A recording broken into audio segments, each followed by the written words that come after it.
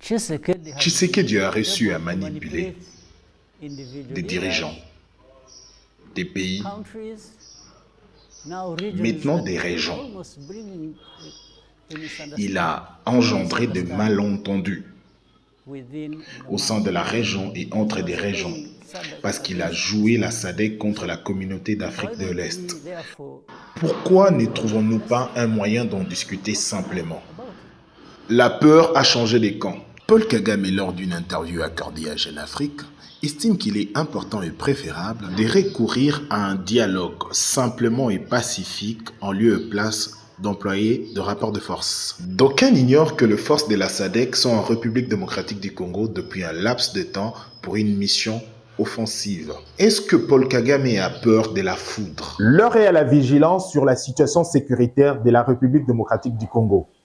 Le multinational vient de mettre en place un plan diabolique pour désorienter et détourner l'attention du monde sur la situation de la République démocratique du Congo, comme ils ont fait en 1984. Vous le savez, en 1994, certains Zaïrois dénonçaient déjà l'agression rwandaise. Alors, pour donner une couverture à cette agression, et surtout que la majorité de rebelles qui exerçaient à l'est de la République démocratique du Congo à ces temps étaient de Rwandais. Mais c'était pratiquement impossible qu'ils avancent et jusqu'à arriver au sommet de l'État. Ce serait une invasion. Et que sur le plan international, c'était une agression d'un État. Eh bien, pour désorienter, il lui fallut recruter Mouzé Laurent Désiré Kabila, alors qu'il avait arrêté avec la rébellion et il s'était lancé dans les affaires. James Kabarebe et Bouguera iront donc à la rencontre de Mouzé Kabila pour le prêter de béquilles et surtout le présenter à l'opinion internationale pour crédibiliser leur lutte, alors qu'en vrai, c'était une agression. Cette aventure a pris la forme d'une rébellion et présentée sur le plan international comme une frustration entre Congolais.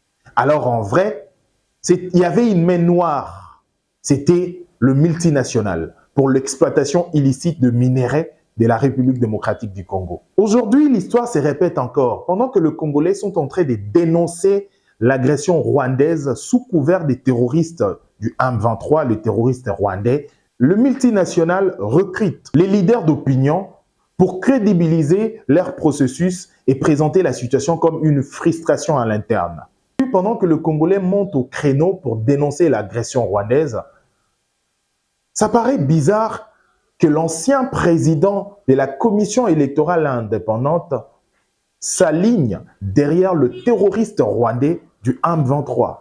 L'objectif, c'est de crédibiliser le mouvement terroriste rwandais, le M23, qui tue d'ailleurs à l'est de la République démocratique du Congo.